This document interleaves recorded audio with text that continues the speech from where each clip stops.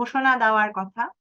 1 number ঘোষণা হচ্ছে গিয়ে যে আপনারা অনেকেই রিকলিং ওয়ার্কশপ চাইছেন, আমরা চেষ্টা করতেছি রিকলিং ওয়ার্কশপটা একটা টাইমের মধ্যে নিয়ে আসার জন্য। এটা একটা ভালো ঘোষণা। যারা অফলাইনে আছেন তাদের সাথে আমার দেখা হবে ডিসেম্বরের 5 তারিখে।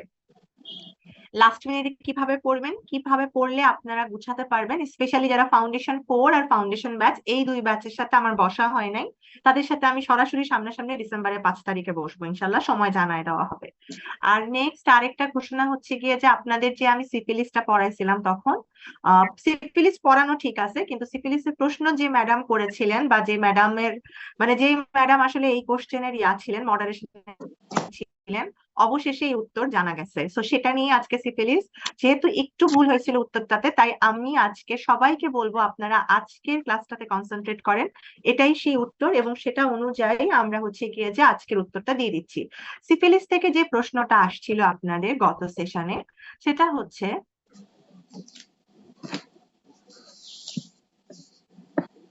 একটা পেশেন্ট আপনার কাছে আসছে যার VDRL পজিটিভ এবং diagnosis as syphilis, diagnosed as syphilis, which confirmatory test should be done for syphilis. এটা হচ্ছে, এটা আসছিল। কোশ্চেনটার দুটা পার্ট, আপনাদেরকে কনফিউশন করানোর জন্য বলা হয়েছে which is the confirmatory test for syphilis. সিফিলিসের 3 টাইপের টেস্ট আছে, ঠিক আছে? সিফিলিসের 3 টাইপের টেস্ট আছে, একটা হচ্ছে স্ক্রিনিং, আর একটা হচ্ছে স্ক্রিনিং এর পর আপনি কি কনফার্মেশন টেস্ট করবেন, আর 3 নাম্বার হচ্ছে ডিরেক্ট কনফার্মেটরি টেস্ট। প্রথমে পিছন থেকে আসি, direct confirmatory test of syphilis. আচ্ছা, ইয়া আমাকে শোনা যাচ্ছে? জি ম্যাম, শোনা যাচ্ছে ম্যাম। ঠিক আছে। Direct confirmatory test for syphilis যদি আমরা এক বাক্যে বলি তাহলে সেটা হচ্ছে PCR, পলিমারেজ চেইন রিঅ্যাকশন। এখন আসেন নেক্সট একটা জাম্প করে যে স্ক্রিনিং টেস্টটা দেখি। স্ক্রিনিং টেস্ট হচ্ছে VDRL এবং TPHA। সিফিলিসের সাথে আর কাউকে গুলাবেন না, সিফিলিস তার নিজস্ব টেস্ট নিয়ে চলে, সিফিলিসের সাথে আর কাউকে গুলাবেন না। সিফিলিসের স্ক্রিনিং টেস্ট এটা দেখে HIV টেস্ট আরেকটা হবে, এরকম কিছু করবেন না, সিফিলিস তার নিজস্ব টেস্ট নিয়ে চলে। তাহলে আমরা সিফিলিসের দুটা টেস্ট জানতে পারলাম, একটা হচ্ছে ডায়াগনস্টিক বা কনফার্মেটরি টেস্ট যেটা হচ্ছে PCR, আরেকটা হচ্ছে আমাদের স্ক্রিনিং টেস্ট দুটা, একটা হচ্ছে VDRL অথবা TPHA। এইখানে অপশন কি কি ছিল? এই প্রশ্নটাতে প্রথম অপশন ছিল RPR, যেটা আমাদের সিফিলিসিস টেস্টের মধ্যে পড়ে না। সেকেন্ড অপশন ছিল TPHA, যেটা আমাদের সিফিলিসিস স্ক্রিনিং টেস্টের মধ্যে পড়ে। থার্ড অপশন ছিল NAT, যেটা আমার PCR এর অপশনের মধ্যে পড়ে, বাট ডিরেক্টলি NAT এখানে উল্লেখ করা নাই বইতে। যেহেতু উল্লেখ করা নাই সেহেতু গাইনির ম্যাডামরা সাধারণত ন্যাটটাকে PCR, PCR কে NAT এরকম অনেক সময় কনফিউশনের মধ্যে চলে যান, কিন্তু মাইক্রোবায়োলজি থেকে ক্লিয়ার করা হয়েছে ন্যাটটা হচ্ছে PCR এর অংশ, মানে PCR এর একটা পার্ট হচ্ছে NAT। কিন্তু আপনাদের পরবর্তী দুটা অপশন দিয়ে অনেক কিছু চেঞ্জ হয়ে যায়। ডি নাম্বারে ছিল এলাইজা, যেটাতেও আমাদেরকে কিছু বলা নাই, বলা আছে এটা সিফিলিসের serological test specific for syphilis. আর ই নাম্বারে ছিল FTA অ্যাবসর্বেন্ট টেস্ট। এখন চলে আসি আমাদের বইগুলা কি বলে সেটা দেখার জন্য। প্রথম কথা, এটা হচ্ছে গাইনি দত্তের 123 নাম্বার পাতা। যাদের কাছে পুরাতন শীট আছে এটা আছে, আর যাদের কাছে নতুন শীট আছে এই টেস্টটা নাই। তো আপনারা দেখবেন গাইনি দত্তের 123 নাম্বার পাতাতে আমাদের একটা খুব সুন্দর লাইন আছে, দেখেন।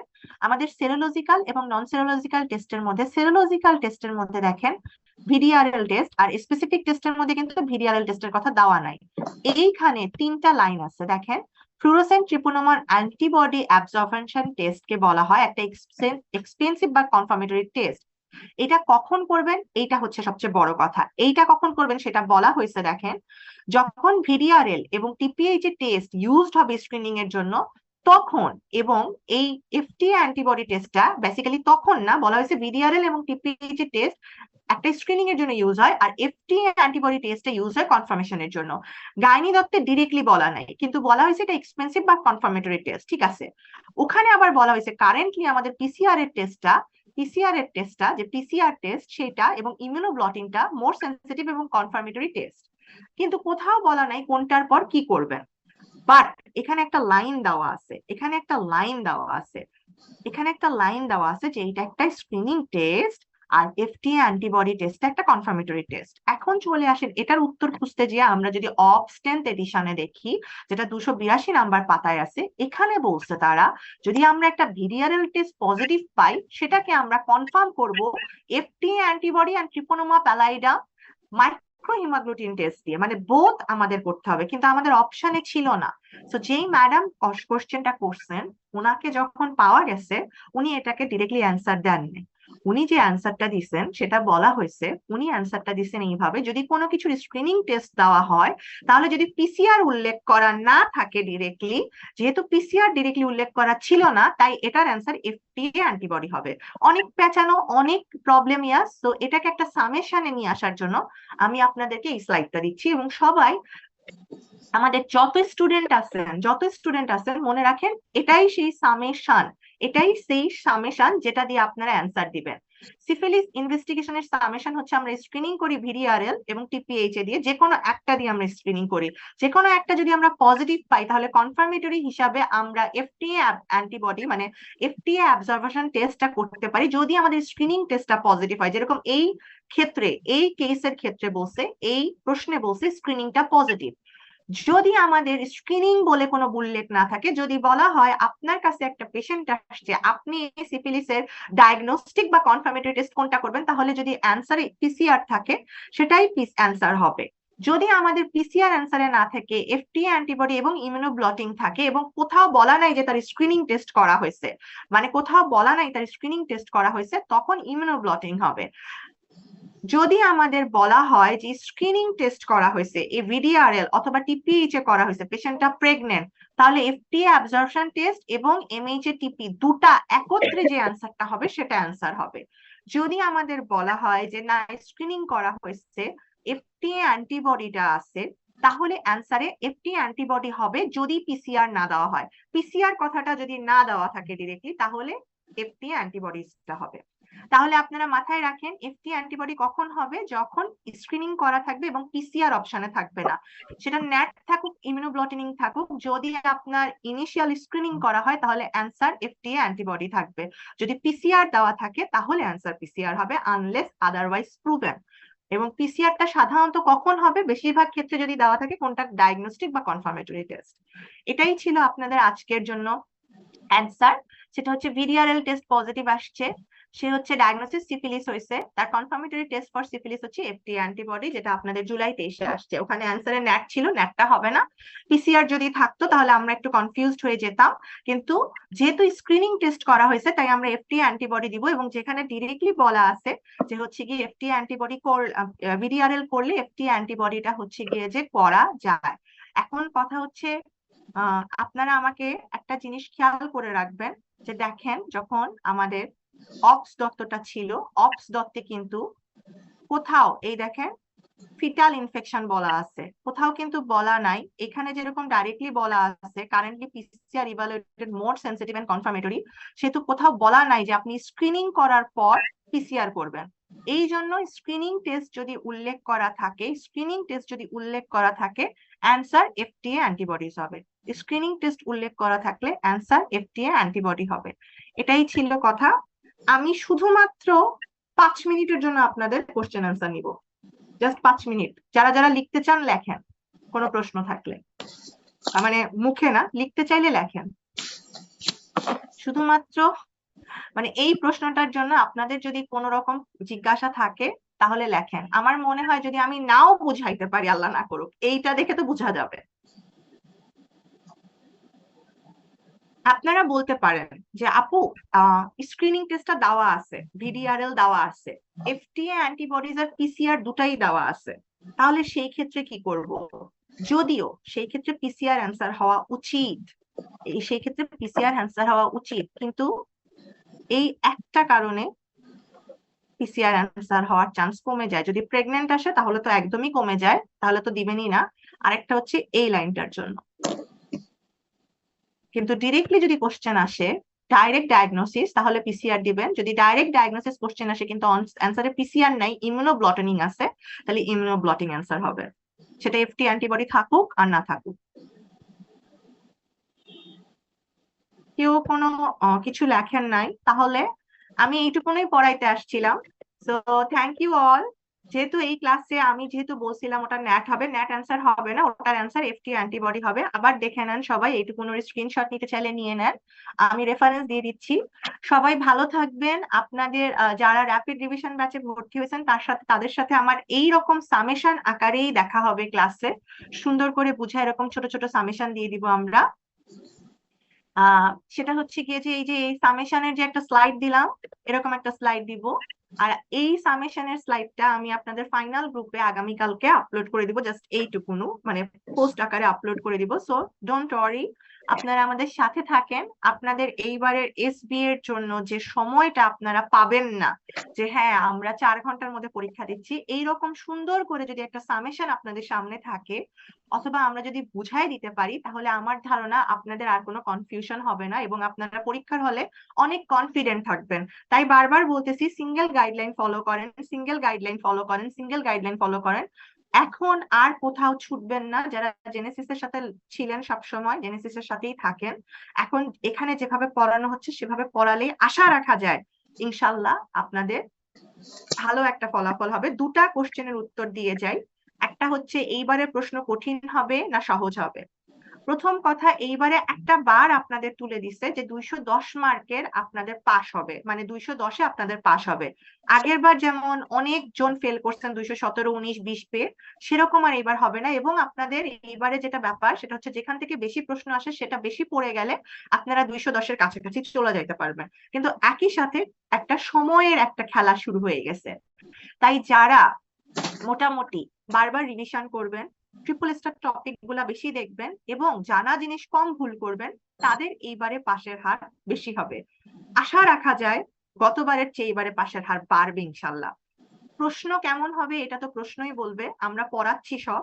তো প্রশ্ন আপনাদের জানার মধ্যেই অবশ্যই 70 থেকে 80% প্রশ্ন, স্পেশালি 60% প্রশ্ন একদমই সহজ আসবে এবং 70 থেকে 80% প্রশ্ন আপনাদের জানার মধ্যে আসবে। 10 থেকে 15% প্রশ্ন, 10% একটু কঠিন করবেই ম্যাডামরা, এটা প্রতিবারই করে।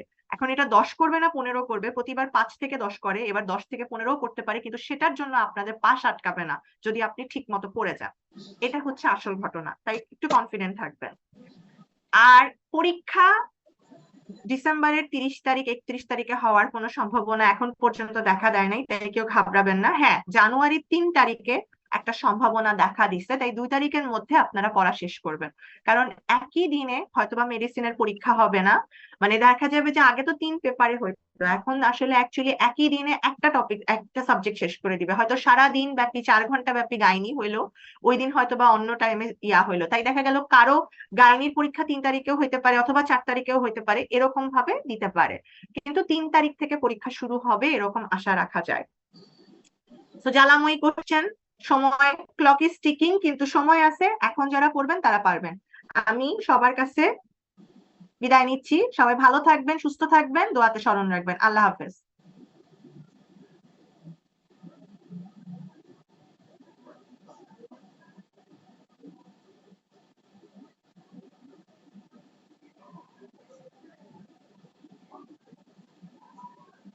পরবর্তী মেন্টরদেরকে শুরু করতে বলেন।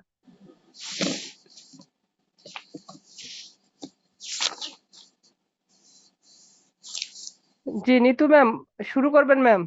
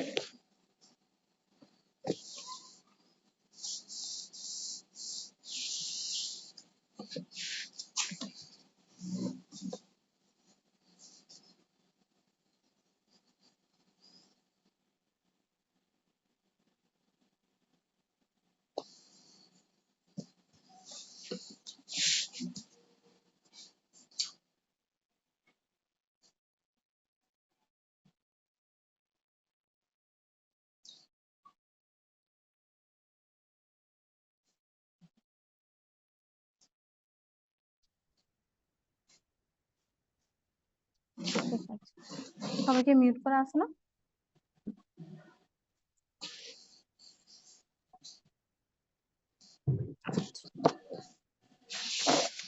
আচ্ছা, আসসালামু আলাইকুম আপুরা, আমি ডাক্তার তানজিন ইসলাম নিতু। কি হলো ওটা? Recording in progress. দাও।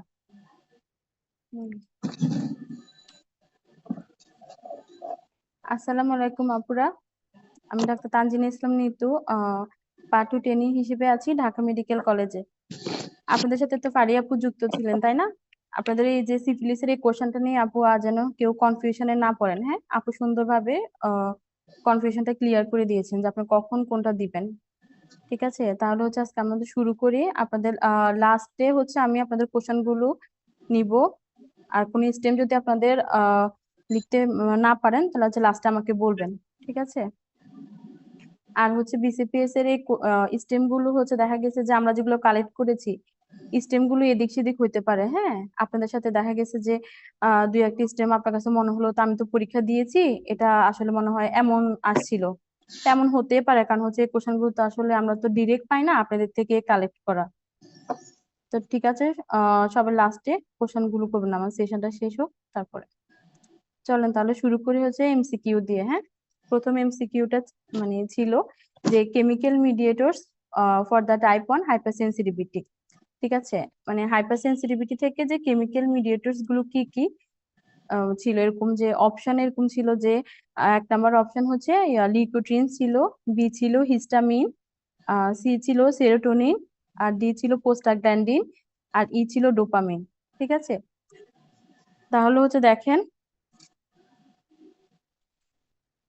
এই যে chemical mediator for type 1 hypersensitivity, দেখেন হিস্টামিন, সেরোটোনিন, লিকোট্রিনস, প্রোস্টাগ্ল্যান্ডিন, থ্রোম্বাক্সিনস, আর প্যাটেলেট অ্যাক্টিভেটিং ফ্যাক্টর, আর ইসোনোফিল কেমোটেকটিভ ফ্যাক্টর। ঠিক আছে, তা আমাদের অপশনটা ছিল হচ্ছে এ ছিল লিকোটিনস, বি ছিল হিস্টামিন, সি ছিল সেরোটোনিন, আর আপনার ডি ছিল প্রোস্টাগ্ল্যান্ডিন, আর ই ছিল হচ্ছে ডোপামিন।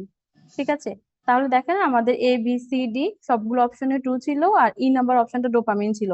দেখেন এই যে এখানে কোনো ডোপামিন অপশন স্টেম পেয়েছেন না, এখানে কোনো ডোপামিনের কথা উল্লেখ করা নাই। ঠিক আছে, তাহলে হচ্ছে ই নাম্বার অপশনটা হচ্ছে ফলস, আর বাকি হচ্ছে চারটা হচ্ছে ট্রু ছিল।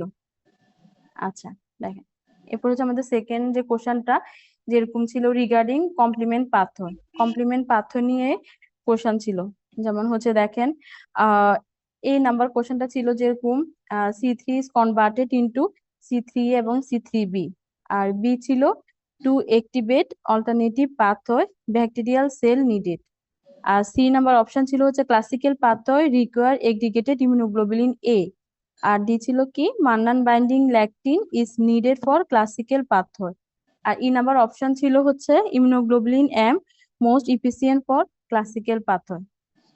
তাহলে দেখেন কমপ্লিমেন্ট অনেক ইম্পর্টেন্ট। ঠিক আছে, দেখেন কমপ্লিমেন্ট এই যে C3b is converted into C3a C3b, তাহলে আমাদের এই নাম্বার অপশনটা হচ্ছে ট্রু। বি নাম্বার অপশনটা ছিল to activate alternative pathway bacterial cell needed. হ্যাঁ, দেখেন এই যে অল্টারনেটিভ পাথওয়েতে আমাদের হচ্ছে কি lipopolysaccharide of gram negative bacteria লাগে, তাহলে বি নাম্বার অপশনটাও আমাদের ট্রু। ঠিক আছে, এরপর সি ছিল কি ক্লাসিক্যাল পাথর require aggregated immunoglobulin A. Immunoglobulin A কি ক্লাসিক্যাল পাথর? তাহলে হচ্ছে না, এটা হচ্ছে ফলস। দেখেন অল্টারনেটিভ পাথর যেটা রিকোয়ার করে এগ্রিগেটেড ইমিউনোগ্লোবুলিন এ। ঠিক আছে, তাহলে হচ্ছে আমাদের সি অপশনটা হচ্ছে ফলস। ডি অপশন ছিল mannan binding lectin is needed for classical পাথর। ক্লাসিক্যাল পাথর জন্য কি মান্নান বাইন্ডিং ল্যাকটিন লাগে? না, ওটা তো আমাদের ল্যাকটিন পাথরের জন্য লাগে, তাই না? তাহলে হচ্ছে আমাদের ডি অপশনটা হচ্ছে ফলস। আর দেখেন ই হচ্ছে ইমিউনোগ্লোবুলিন এমটা হচ্ছে মোস্ট ইফিসিয়েন্ট ফর ক্লাসিক্যাল পাথর। হ্যাঁ, এটা আমাদের একটা সেশনে এসবিও এরকম এসেছিল, তাই না? তাহলে আমাদের ই অপশনটা হচ্ছে ট্রু। তাহলে হচ্ছে কমপ্লিমেন্ট অনেক ইম্পর্টেন্ট, কমপ্লিমেন্ট থেকে কমপ্লিমেন্টের ফাংশন, দেন হচ্ছে পাথওয়ে। ঠিক আছে, আর হচ্ছে ক্লাসিক্যাল পাথরতে কি লাগে, অল্টারনেটিভ পাথরতে কি লাগে, ল্যাকটিন পাথরতে কি লাগে একটু পড়ে নিবেন। হ্যাঁ, তাহলে হচ্ছে আমাদের কমপ্লিমেন্ট শেষ। এখন হচ্ছে এনকে সেল। এনকে সেলটা অনেক ইম্পর্টেন্ট। হ্যাঁ, দেখেন এনকে সেল থেকে এরকম স্টেম ছিল যে এই নাম্বার স্টেমটা ছিল হচ্ছে এটা কি large granular lymphocyte. B option ছিল হ্যাভ মেমোরি। হ্যাঁ, সি ছিল kill virus infected cell, tumour cell and cell of the allograft, আর ডি ছিল থাইমাস রিকোয়ার ফর ডেভেলপমেন্ট। আর ডি ছিল অ্যাবসেন্স অফ CD3। ঠিক আছে, তাহলে হচ্ছে এনকে সেল তো আসলে সবাই আপনারা পারেন। হ্যাঁ, স্টেম গুলো অনেক ইম্পর্টেন্ট। যেমন দেখেন এ নাম্বার স্টেম ছিল লার্জ গ্যানুলার লিম্ফোসাইট, এটা হচ্ছে ট্রু অপশন ছিল। বি নাম্বার অপশন ছিল হ্যাভ মেমোরি। এনকে সেলে কি কোনো মেমোরি থাকে? না, নো মেমোরি। ঠিক আছে, তাহলে এটা হচ্ছে ফলস। দেন হচ্ছে kill virus infected cell, cell of allograft and tumour cell. হ্যাঁ, আমরা পড়েছি না এনকে সেলের ফাংশনের মধ্যে ভ্যাট দিয়ে, বি দিয়ে হচ্ছে ভাইরাস ইনফেক্টেড সেল, এ দিয়ে অ্যালোগ্রাফট আর টি দিয়ে হচ্ছে টিউমার সেল, তাই না? তাহলে এই স্টেমটাও হচ্ছে আমাদের জন্য ট্রু। আর ডি ডি অপশন ছিল এরকম যে থাইমাস রিকোয়ার ফর ডেভেলপমেন্ট। ঠিক আছে, আচ্ছা। এরপর হচ্ছে ডি নাম্বার অপশন ছিল হচ্ছে কি থাইমাস রিকোয়ার ফর ডেভেলপমেন্ট। তাহলে হচ্ছে দেখেন ডি নাম্বারটা হচ্ছে কি thymus not require for development, তাহলে হচ্ছে আমাদের ডিটা হচ্ছে ফলস। আর হচ্ছে ই ছিল হচ্ছে অ্যাবসেন্স অফ CD3, তাহলে হচ্ছে এই স্টেমটা হচ্ছে ট্রু। তাহলে হচ্ছে এনকে সেলের সাথে হচ্ছে 8টি ইম্পর্টেন্ট সেল আছে ম্যাক্রোফেজ, সেটাও পড়ে নিবেন। আচ্ছা, দেখেন এরপর অপশন কোশ্চেনটা ছিল হচ্ছে প্রোটিন সিনথেসিস ইনহিবিটর। দেখেন প্রোটিন সিনথেসিস ইনহিবিটর এ নাম্বার অপশনে ছিল কি অ্যামাইনো গ্লাইকোসাইড, বি ছিল হচ্ছে পেনিসিলিন, এরপর সি হচ্ছে ভ্যানকোমাইসিন, ডি ছিল হচ্ছে পলিমিক্সিন, আর ই ছিল হচ্ছে ম্যাক্রোলিডস। ঠিক আছে, তাহলে দেখেন আমাদের ফার্স্ট এ অপশনটা যে ছিল সেটা হচ্ছে অ্যামাইনো গ্লাইকোসাইড। ঠিক আছে, সেটা হচ্ছে ট্রু, প্রোটিন সিনথেসিস ইনহিবিটর। দেন হচ্ছে পেনিসিলিন, পেনিসিলিন কি আমাদের প্রোটিন সিনথেসিস ইনহিবিটরের মধ্যে পড়ে? না, সেটা হচ্ছে সেল ওয়াল সিনথেসিস ইনহিবিটর। দেন হচ্ছে ভ্যানকোমাইসিন, সেটা হচ্ছে সেল ওয়াল সিনথেসিস ইনহিবিটর। ঠিক আছে, আর ডি নাম্বার অপশন ছিল পলিমিক্সিন, সেটা হচ্ছে alternation of the cell membrane function. ঠিক আছে, ওটাও হচ্ছে আমাদের প্রোটিন সিনথেসিস ইনহিবিটর না। আর হচ্ছে লাস্টটা ছিল ই ম্যাক্রোলিড, সেটা হচ্ছে প্রোটিন সিনথেসিস ইনহিবিটর। তাহলে হচ্ছে আমাদের এ আর ইটা হচ্ছে ট্রু ছিল। হ্যাঁ, অ্যামিনো গ্লাইকোসাইড আর হচ্ছে ম্যাক্রোলিড। দেখেন এই যে প্রোটিন সিনথেসিস ইনহিবিটর গুলো হচ্ছে এভাবে মনে রাখবেন যে এভাবে আসতে পারে যে 30S রাইবোজোমাল সাব ইউনিট আর হচ্ছে 50S রাইবোজোমাল সাব ইউনিট, এভাবে আপনার ভাগ করে পড়বেন। হ্যাঁ, 30S ওই যে টি এ ডি মনে রাখবেন, টেট্রাসাইক্লিন আর অ্যামিনো গ্লাইকোসাইড, আর 50S রাইবোজোমাল সাব ইউনিট। ঠিক আছে, এগুলো একটু পড়বেন। আচ্ছা, দেখেন পরের কোশ্চেনটা হচ্ছে encapsulated virus are destroy by hand washing, following are encapsulated virus. ঠিক আছে, এটাও হচ্ছে রিপিট আসা কোশ্চেন, আগের সেশনে এসেছিল। দেখেন এই এনক্যাপসুলেটেড ভাইরাসের হচ্ছে কি কি ভাইরাস হচ্ছে যেগুলো হ্যান্ড ওয়াশিং এর মাধ্যমে ডেস্ট্রয় হয়। এ অপশন ছিল কি সাইটোমেগালো ভাইরাস, বি ছিল হচ্ছে ইপস্টেন-বার ভাইরাস, সি ছিল র্যাবিস, ডি হচ্ছে রুবেলা, আর ই ছিল হেপাটাইটিস এ ভাইরাস। তাহলে দেখেন এনক্যাপসুলেটেড ভাইরাস গুলো হচ্ছে সাইটোমেগালো, ইপস্টেন-বার ভাইরাস আর হচ্ছে র্যাবিস। তাহলে আমাদের রুবেলা আর হচ্ছে হেপাটাইটিস এ যেটা ডি আর ই সেটা হচ্ছে ফলস, আর বাকি তিনটা অপশন ছিল ট্রু। আচ্ছা, এক্সাম্পল অফ কিল ভ্যাকসিন। হ্যাঁ, কিল ভ্যাকসিনের এক্সাম্পল আসছিল, যেমন হচ্ছে এ অপশনটা ছিল হেপাটাইটিস এ ভ্যাকসিন, দেন হচ্ছে র্যাবিস, সি ছিল BCG, ই ছিল হচ্ছে বেরিসেলা জোস্টার ভাইরাস, আর ডি ছিল বেরিসেলা জোস্টার ভাইরাস, আর ই ছিল হচ্ছে রুবেলা। তাহলে হচ্ছে দেখেন আপনার কিল ভ্যাকসিন হচ্ছে কি, দেখেন প্রথমটা ছিল যে হেপাটাইটিস এ ভ্যাকসিন, সেটা তো হচ্ছে কিল ভ্যাকসিন, তাই না? আর বিটা ছিল হচ্ছে র্যাবিস, র্যাবিস হচ্ছে কিল ভ্যাকসিন। আর বাকি যে BCG বেরিসেলা জোস্টার ভাইরাস আর হচ্ছে রুবেলা ভাইরাস, ওগুলো হচ্ছে লাইভ এটিউটেড ভ্যাকসিন, তাই না? তাহলে হচ্ছে এবার যে কিল ভ্যাকসিন আসছে, লাইভ ভ্যাকসিন, লাইভ এটিউটেড ভ্যাকসিন গুলো আসতে পারে, ওটাও পড়ে নেবেন। দেন হচ্ছে দেখেন আরেকটা কোশ্চেন ছিল যে অর্গানিজম কজেস জেনিটাল আলসার, কোন কোন অর্গানিজম হচ্ছে জেনিটাল আলসার করে? তাহলে আমাদের এক নাম্বার যে এ নাম্বার অপশনটা ছিল কি নাইজেরিয়া গনোরিয়া। ঠিক আছে, বি ছিল আপনার হচ্ছে হেমোফিলাস ডুক্রি, সি ছিল হচ্ছে ট্রিপোনোমা পেলিডাম, ডি ছিল ইকোলাই, আর ই ছিল টাইকোমোনাস ভ্যাজাইনালিস। তাহলে দেখেন এই যে অর্গানিজম কজেস জেনিটাল আলসার কারা কারা করে, দেখেন হার্পিস সিমপ্লেক্স করবে, হেমোফিলাস ডুক্রি করে, ট্রিপোনোমা পেলিডাম, আর হচ্ছে হিউম্যান প্যাপিলোমা ভাইরাস, আর গ্যানোলোমা ইঙ্গুইনালি। তাহলে হচ্ছে আমাদের অপশন এ ছিল হচ্ছে নাইজেরিয়া গনোরিয়া, সেটা হচ্ছে ফলস, বি ছিল হচ্ছে হেমোফিলাস ডুক্রি, সেটা হচ্ছে ট্রু, সি ছিল হচ্ছে কি ট্রিপোনোমা পেলিডাম, হ্যাঁ ওইটাও হচ্ছে আমাদের একটা ট্রু অপশন ছিল, আর ডি ছিল হচ্ছে ইকোলাই। না, ইকোলাই কি এখানে আছে? না, ইকোলাই নাই, তাহলে ওটা হচ্ছে ফলস। আর ট্রাইকোমোনাস ভ্যাজানালি সেটা হচ্ছে জেনিটাল আলসার করে না, তাহলে ওইটা একটা ফলস সিস্টেম। এখন HIV তো অনেক ইম্পর্টেন্ট। হ্যাঁ, HIV নিয়ে হচ্ছে রিগার্ডিং HIV নিয়ে ছিল যেরকম স্টেম ছিল যে প্রিডোমিনেটলি সেটা এফেক্ট করে কাকে, CD4 টি লিম্ফোসাইট কে। দেন হচ্ছে এটা লেন্টিফ্রম সাব গ্রুপ থেকে আসে, হ্যাঁ, lentiform sub group of retrovirus. Then হচ্ছে have a reverse transcriptase enzyme. D number option ছিল হচ্ছে রাইজ P24 এন্টিজেন টাইটার, যেটা রিপ্লেট করে হচ্ছে ভাইরাল লোড। আর ই নাম্বার অপশন ছিল হচ্ছে কি virus is destroy by heating at 57°C for 30 minute. তাহলে হচ্ছে দেখেন এইচআইভি সম্পর্কে, যে এটা হচ্ছে এইচআইভি এ নাম্বার যে স্টেম ছিল যেটা প্রিডোমিনেটলি এফেক্ট করে CD4 টি লিম্ফোসাইট কে, এটা হচ্ছে ট্রু। দেন এটা কোথা থেকে আসে দেখেন, lenti from subgroup of retrovirus. হ্যাঁ দেখেন এই যে লেন্টি সাবগ্রুপ অফ রেট্রোভাইরাস থেকে আসে, এটা একটা ডাবল স্ট্যান্ডার্ড RNA, ঠিক আছে। তাহলে হচ্ছে বি নাম্বার অপশনটাও আমাদের ট্রু ছিল। সি ছিল এটা কি has a reverse transcriptase enzyme, হ্যাঁ এটাও হচ্ছে আমাদের একটা ট্রু। আর এটা ডি নাম্বার অপশন ছিল হচ্ছে rice P24 antigen titre reflect করে হচ্ছে ভাইরাল লোড, হ্যাঁ এটাও হচ্ছে ট্রু। এটা হচ্ছে একটা সেশনের SB আসছিল, হ্যাঁ এটাও ট্রু। দেন ই নাম্বার বলছে virus is destroy by heating যে 57°C ফর 30 মিনিট, ঠিক আছে। তাহলে হচ্ছে ভাইরাসটা হচ্ছে destroy by heating 56°C for 30 minute or by disinfected with glutaraldehyde. তাহলে এই অপশনটা ট্রু। তাহলে হচ্ছে এইচআইভি নিয়ে 5টা স্টেম ছিল, সবগুলোই ট্রু। আচ্ছা, এখন দেখেন হচ্ছে feature of congenital rubella syndrome. Congenital rubella সিনড্রোমের এরকম ফিচার ছিল যে এ নাম্বার অপশন ছিল এটা কি সেন্সরি নিউরাল ডিফনেস, বি নাম্বার ছিল যে ক্যাটারেক্ট পাবেন, ডি সি ছিল হচ্ছে ভেন্ট্রিকুলো মেগালি, আর ডি ছিল হচ্ছে সেপ্টাল ডিফেক্ট আর প্যাটেন্ট ডাক্টাস আর্টেরিওসাস, আর ই ছিল করয়েডোরেটিনাইটিস। তাহলে হচ্ছে দেখেন ফিচার অফ কনজেনিটাল রুবেলা সিনড্রোমে হচ্ছে এ নাম্বার যে অপশন ছিল যে সেন্সরি নিউরাল ডিফনেস, এই যে দেখেন সেন্সরি নিউরাল ডিফনেসটা হচ্ছে